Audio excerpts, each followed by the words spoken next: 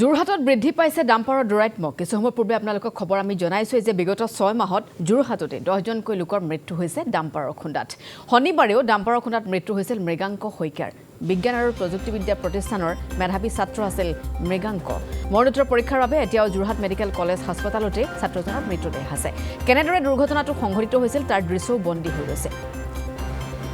দুই ছাত্ৰ বাইকেৰে আহি থকাৰ অৱস্থাত ডাম্পাৰে মহতিয়াই লৈ আহিছিল। বহু সময়লৈকে চুচৰাই লৈ গৈছিল ডাম্পাৰখনে। আনজন চিকিৎসাধীন অৱস্থাত আছে। সংকটজনক অৱস্থাতে ডাম্পাৰখনৰ গৰাকী হৈছে এজন বিতৰ্কিত ঠিকাদাৰ। প্ৰভাৱশালী ঠিকাদাৰ শিৱা হাৰ্লালকাৰ আছিল এই ডাম্পাৰখন। 2023 চনতে ডাম্পাৰখনৰ বীমা উকলিছিল। 2024 চনতেই ফিটনেছৰো ম্যাদ শেষ হৈছিল। ইমানৰ পাছতো যোৰহাট ৰাজপথত কেনেদৰে ডাম্পাৰখন চলি আছিল।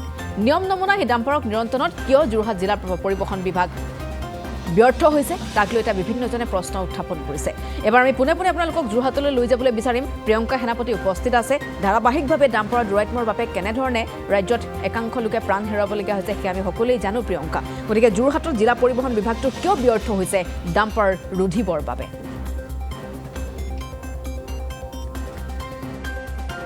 যোৰহাটত বৃদ্ধি পাইছে ডাম্পাৰৰ দৌৰাত্ম্য। বিগত 6টা মাহত প্ৰায় 10জনতকৈও অধিক লোকে ডাম্পাৰৰ খুন্দাত নিহত হ'বলগীয়া হৈছে। আৰু শনিবাৰে বিয়লিও তেনে ভয়ংকৰ পথ দুৰ্ঘটনা সংঘটিত হ'ল যোৰহাটৰ অজন্তা বাইপাছত। কলেজীয়া ছাত্ৰৰ গাৰ ওপৰেৰে পাৰ হৈ গ'ল তীব্ৰবেগী ডাম্পাৰ। আৰু সেই সময়ত কিন্তু ডাম্পাৰখন দুৰ্ঘটনাস্থলীত ৰখা নাছিল, বৰঞ্চ সেই ঠাইৰ পৰা পলায়ন কৰিছিল। আৰু এজন প্ৰত্যক্ষদৰ্শীয়ে খেদি খেদি ডাম্পাৰখন জব্দ কৰিবলৈ সক্ষম হৈছিল। আৰু বৰ্তমান পুলিবৰ থানাত আছে সেই ডাম্পাৰখন। ডাম্পাৰখনৰ গৰাকী আছিল বিতৰ্কিত ঠিকাদাৰ শিৱা হাৰ্লালকা। আৰু আমাৰ হাতত থকা তথ্য অনুসৰি ডাম্পাৰখনৰ ফিটনেছ 2024 বৰ্ষতেই ফেইল হৈছিল আৰু ইঞ্চুৰেঞ্চ 2023 বৰ্ষতেই ফেইল হৈছিল। যোৰহাটত এনেধৰণে নম্বৰ প্লেটবিহীন বা কোনো ধৰণৰ নথি পত্ৰ নোহোৱা ডাম্পাৰ দৈনিক শ চলি আছে। কিন্তু জিলা পৰিবহণ বিভাগে এই ক্ষেত্ৰত কোনো ধৰণৰ ব্যৱস্থা গ্ৰহণ কৰা নাই। জিলা পৰিবহণ বিভাগ চকু মুদা কুলিৰ ভাৱত আছে, যাৰ বাবে এনেধৰণে ডাম্পাৰে দৈনিক পথ দুৰ্ঘটনা সংঘটিত কৰিছে। আৰু এটা কথা উল্লেখ কৰিব লাগিব যে 4লেনযুক্ত ৰাষ্ট্ৰীয় ঘাইপথত পৰিবহণ বিভাগৰ লোক থাকে, MVI বহি থাকে। তেনেস্থলতো এইসমূহ ডাম্পাৰে কেনেদৰে নথি পত্ৰবিহীনভাৱে নম্বৰ প্লেটবিহীনভাৱে চলিব পাৰে সেয়াও কিন্তু এতিয়া ডাঙৰ প্ৰশ্ন হৈ পৰিছে। মই কিছু কথা পাতিম এই সন্দৰ্ভত। আমি যিহেতু পুৱাৰে পৰা ND24 দৰ্শকসকলক সেই দুৰ্ঘটনাৰ খবৰ জনাই আছো। অসম জাতীয়তাবাদী যুৱ ছাত্ৰ পৰিষদৰ কেন্দ্ৰীয় সমিতিৰ সহকাৰী সাধাৰণ সম্পাদকগৰাকী আছে। মই কিছু কথা পাতিম। যিহেতু বিগত 6টা মাহত 10জনতকৈ অধিক লোকে প্ৰাণ হেৰুৱাবলগীয়া হৈছে। আৰু কালিও এই ভয়ংকৰ পথ দুৰ্ঘটনা, বিজ্ঞান আৰু প্ৰযুক্তিবিদ্যা প্ৰতিষ্ঠানৰ ছাত্ৰৰ অকাল মৃত্যু, এজন গুৰুতৰভাৱে আঘাতপ্ৰাপ্ত, এইসমূহ নিয়ন্ত্ৰণৰ ক্ষেত্ৰত পৰিবহণ বিভাগ ক'ৰবাত ফেইল হোৱা নাইনে?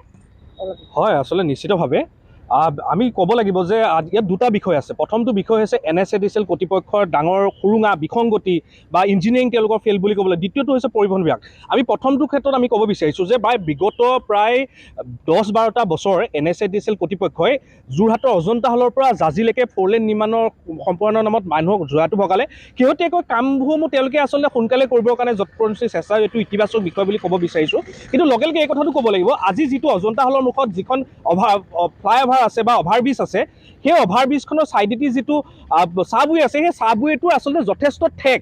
তাৰ কাৰণে আচলতে এখন বা দুখন গাড়ী বা কোনোবা এখন যদি ডাম্পাৰ আহি থাকে, তাৰ কাৰণে আচলতে বাইক বা এজন চাইকেল আৰোহী কিন্তু আহিবলৈ যথেষ্ট অসুবিধা হয়। এই ক্ষেত্ৰত আচলতে NSADCL কৰ্তৃপক্ষই কামসমূহ সোনকালে কৰাৰ কাৰণে যথেষ্ট বিসংগতি দেখা গৈছে। ইয়াৰ আগৰ যিসমূহ আচলতে অভাৰব্ৰিজ আছে, তাত যদি দেখোঁ যে তাত পানীৰ যিটো ব্যৱস্থা, সেই পানীখিনি নোযোৱাৰ কাৰণে তাত পথচাৰী আহিবলৈ অসুবিধা হ'ব। দ্বিতীয়তে আহিব লাগিব যে যোৰহাটৰ বিভিন্ন ধৰণৰ আচলতে চৰকাৰী কাম কাজ চলি আছে।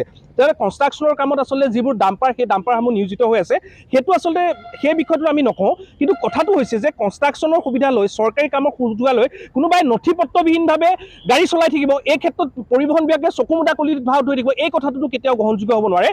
এতিয়া যিখন ডাম্পাৰে এক্সিডেণ্ট কৰিলে, কালি এগৰাকী ছাত্ৰক তেওঁ আচলতে খুন্দিয়ালে, ছাত্ৰগৰাকীৰ মৃত্যু হ'ল। সেই ডাম্পাৰখনৰ আচলতে 2023 চনতে তেওঁ আচলতে ইঞ্চুৰেঞ্চ ফেইল। দুবছৰ ধৰি যোৰহাটৰ পৰিবহণ বিভাগক বুঢ়া আঙুলি দেখাই কেনেদৰে যোৰহাটৰ ৰাজপথত চৰকাৰী কামত বা বিভিন্ন কামত তেওঁলোকে ৰাজপথত গাড়ী চলাবলৈ সক্ষম হ'ল, এইটো আটাইতকৈ বিশ্বাস্যপূৰ্ণ কথা আৰু আটাইতকৈ লজ্জাজনক বিষয়। আমি দেখিছোঁ যোৰহাট পৰিবহণ বিভাগে বিভিন্ন ধৰণৰ ব্যৱস্থা লয়, নোলোৱা নহয়। তেওঁলোকে আচলতে যিবোৰ ক্ষুদ্ৰ ব্যৱসায়ী আছে, আচলতে এক কথাত যদি ক'বলৈ হয়, তেওঁলোকে পুথি খলিহনাৰ ওপৰত ব্যৱস্থা লয়, তেওঁলোকে বা লয়, ৰৌ বোৱালিৰ ওপৰত তেওঁলোকে ব্যৱস্থা ল'ব নোৱাৰে। তাৰ কাৰণে ডাম্পাৰৰ অটপালিৰ কাৰণে বিগত সময়ত যোৰহাটত প্ৰায় 10জনতকৈ অধিক লোকৰ মৃত্যু হৈছে। আৰু এই 4 লেনটোৰ আচলতে অকম্যতা, অদক্ষতা NSADCL কৰ্তৃপক্ষৰ বাবে বিগত প্ৰায় কেইবাটাও বছৰৰ ভিতৰত প্ৰায় 100জন লোকৰ মৃত্যু হৈছে। এতিয়ালৈকে জিলা প্ৰশাসনৰ কোনজন বিষয়ববীয়া আচলতে এই বিষয়বোৰৰ ওপৰত তেওঁলোকে আচলতে নিজৰ দায়িত্ব স্বীকাৰ কৰিছে।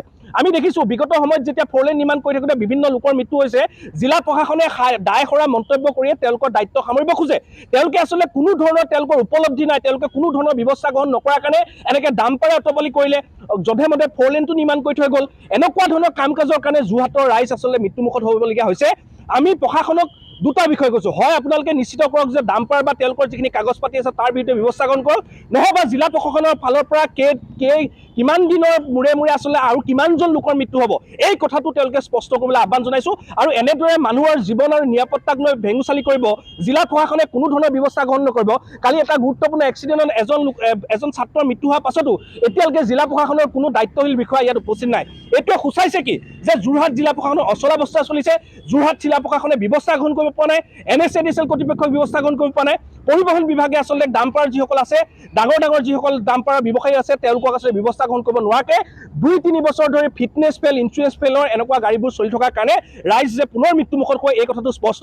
আমি যোৰহাট জিলা প্ৰশাসনক আহ্বান জনাইছোঁ যে আপোনালোকে কঠোৰ ব্যৱস্থা গ্ৰহণ কৰক, অন্যথা কিন্তু অসম জাতীয়তাবাদী যুৱ ছাত্ৰ পৰিষদে তীব্ৰ গণতান্ত্ৰিক আন্দোলন কাৰ্যসূচী গ্ৰহণ কৰিব, এই কথাটো কিন্তু স্পষ্টকৈ সংবাদ মাধ্যম যোগেদি আমি ঘোষণা কৰিছোঁ। শনিবাৰে সংঘটিত হোৱা ভয়ংকৰ পথ দুৰ্ঘটনাত ছাত্ৰৰ মৃত্যু হ'ল, তাৰ পাছতো কিন্তু কোনো যেন দায়িত্ব নাই NSADCL কৰ্তৃপক্ষ, পৰিবহণ বিভাগ আৰু যোৰহাট জিলা প্ৰশাসনৰ। মোৰ সহযোগে দেখুৱাইছে এই চাবৱেটো যথেষ্ট ঠেক আৰু এই চাবৱেত স্পীডৰ এটা লিমিট থাকে, কিন্তু ডাম্পাৰসমূহে স্পীডৰ কোনো লিমিট নামানে, দ্ৰুতবেগে তেওঁলোকে বাহন চলায়। কিয়নো ডাম্পাৰৰ মাজত এটা প্ৰতিযোগিতা চলে, তেওঁলোকে ট্ৰিপ অনুসৰি তেওঁলোকৰ টকা পইচা পায় আৰু সেয়া প্ৰতিযোগিতাৰ নামত তেওঁলোকে দ্ৰুতবেগত বাহন চলায় আৰু সেই প্ৰতিযোগিতাত নামিয়েই এজনৰ পাছত আনজনৰ কিন্তু মৃত্যু ঘটিছে ডাম্পাৰৰ খুন্দাত। এইসমূহ আচলতে ৰোধ কৰাৰ ক্ষেত্ৰত সম্পূৰ্ণৰূপে বিফল হৈছে যোৰহাট জিলাৰ পৰিবহণ বিভাগ, যিহেতু 2024 বৰ্ষতেই এই বাহনখনৰ ফিটনেছ ফেইল আছিল আৰু 2023 বৰ্ষৰ পৰাই ইঞ্চুৰেঞ্চ নাছিল।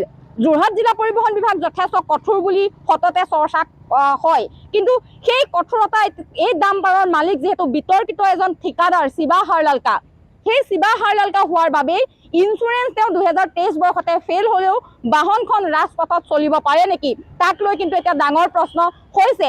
কিয়নো এজন বিতৰ্কিত ঠিকাদাৰ, তেওঁ সময়ে সময়ে বিতৰ্কত সোমায়, তেওঁৰ বাহনে কেইবাটাও পথ দুৰ্ঘটনা সংঘটিত কৰিছে। এতিয়া যিহেতু বাহনখন জব্দ কৰিছে আৰক্ষীয়ে, এতিয়া আৰক্ষীয়ে কেনেধৰণে ব্যৱস্থা গ্ৰহণ কৰে আৰু ডাম্পাৰৰ দৌৰাত্ম্য ৰোধ কৰাৰ ক্ষেত্ৰত জিলা পৰিবহণ বিভাগ সক্ষম হয় নাই, সেয়াও কিন্তু লক্ষণীয় হ'ব।